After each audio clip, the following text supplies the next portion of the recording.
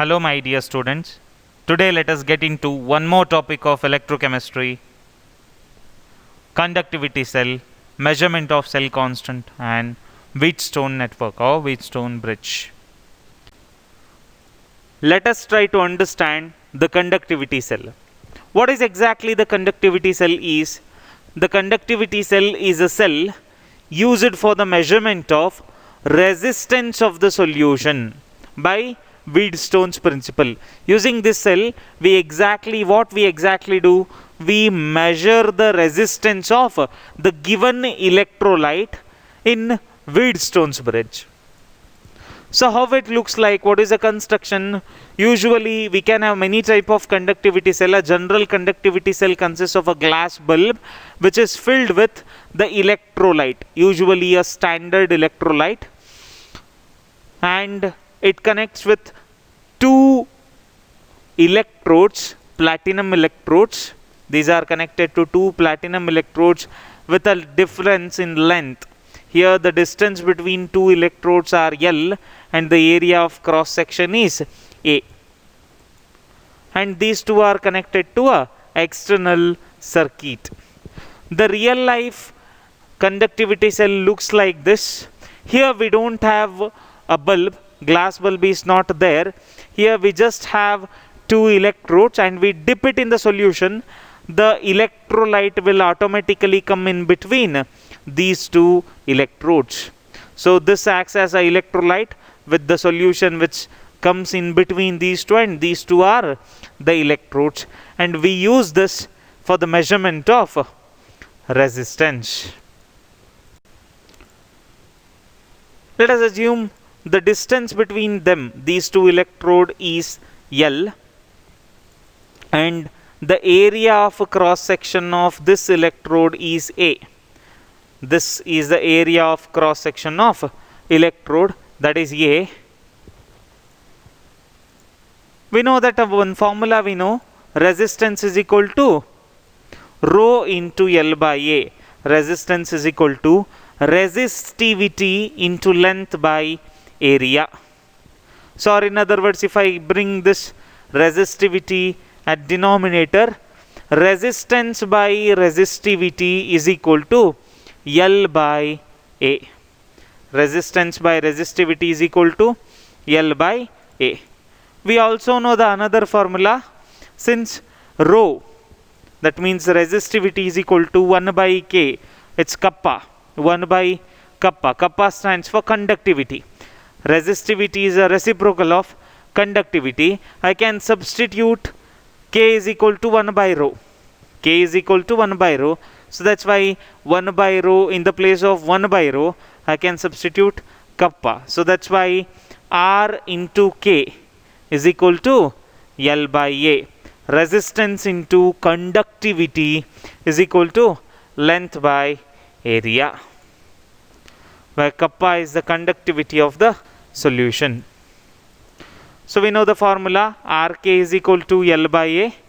So using this relation, we can conclude a formula, R into K is equal to G star. What is exactly G star is? G star is equal to length by area. That's what we actually call it as cell constant. Rk is equal to L by A, or Rk is equal to G star.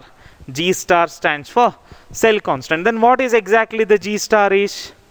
G star is the ratio of, G star is the ratio of length between, or the distance between the two electrodes, and the area of cross section of electrode. It's a ratio of distance between two electrodes and area of cross section of electrodes.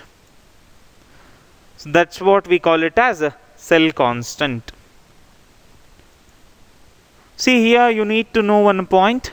Always for a cell, given cell, there will not be any change in the distance, there will not be any change in the area. So that's why ratio of length to area should be a constant.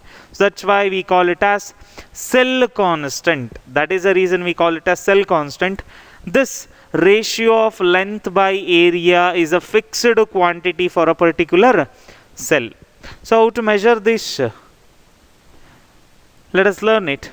Here you can have a shortcut. This is the shortcut for remembering the formula.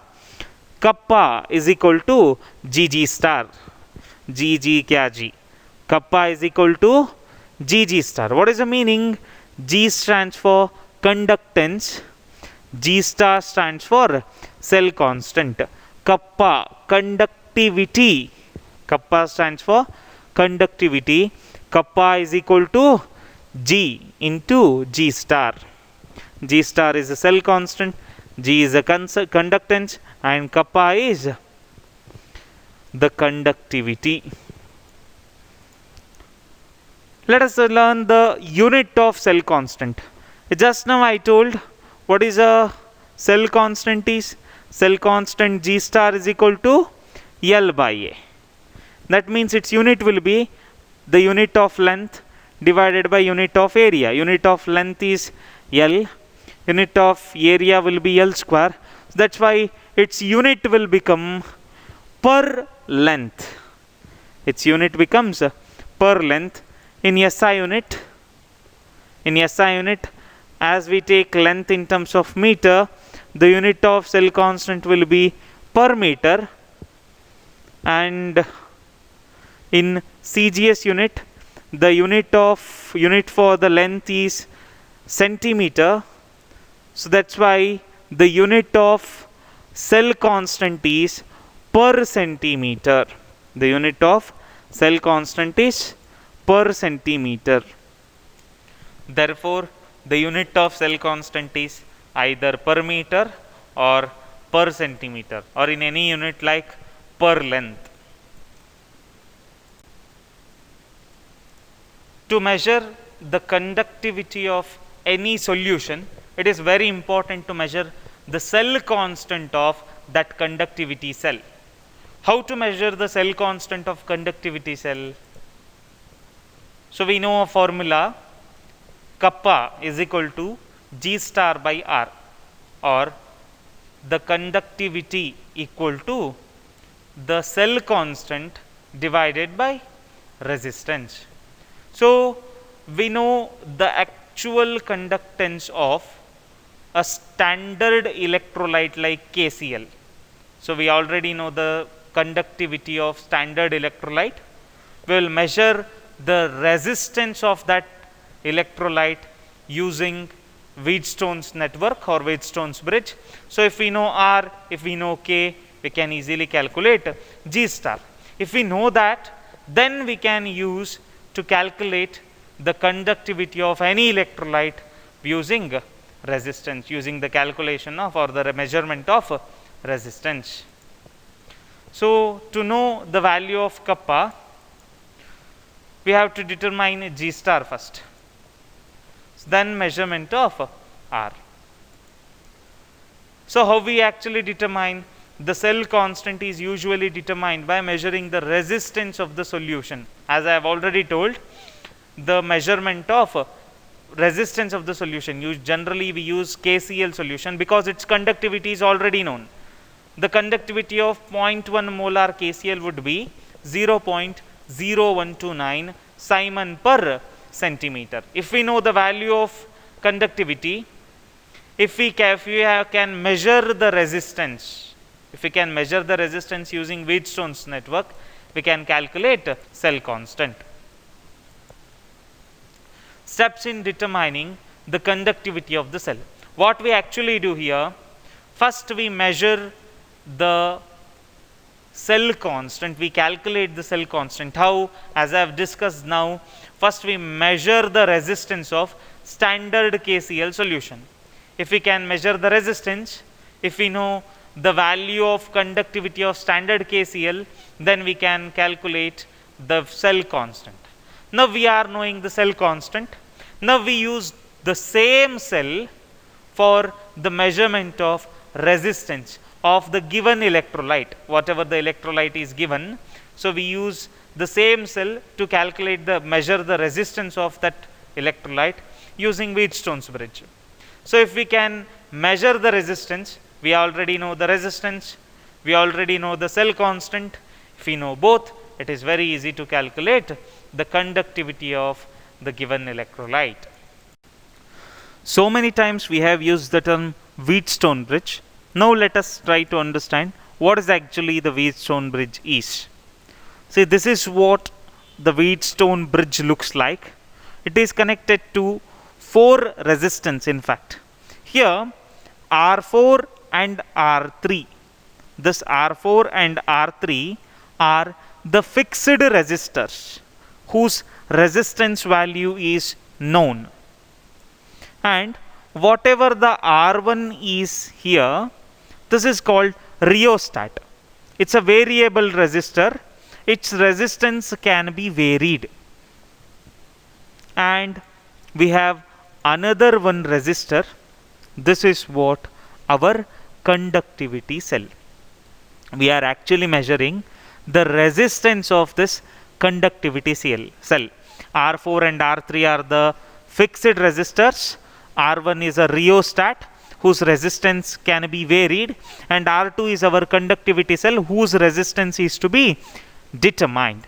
Here this system is connected to a AC circuit. This is connected to a AC source. Here we will be having AC current, and the P whatever we can see here, this P is actually a detector. Usually we consider headphone or bulb something which can consume electricity. See, if we take a bulb or a headphone, we'll get sound or light, or even we can take any galvanometer so that it can show the deflection. So whatever the P here, it just is to show the deflection or the detection that the electricity is flowing through this channel. What we are actually doing, the bridge is balanced using this R1 in such a way that this is a rheostat. The bridge is to be balanced such a way that the detector should not show any change, or no current should pass through this channel. There should be the complete balance in the circuit. That is what the condition. If we can do so, then we can use Wheatstone network's formula. When the entire system is balanced, like R4 is known, R3 is known, R1 is known, and R2 can be calculated only when the system is balanced. That means there is no current is flowing through P. In that case, we can have a formula R1 by R2.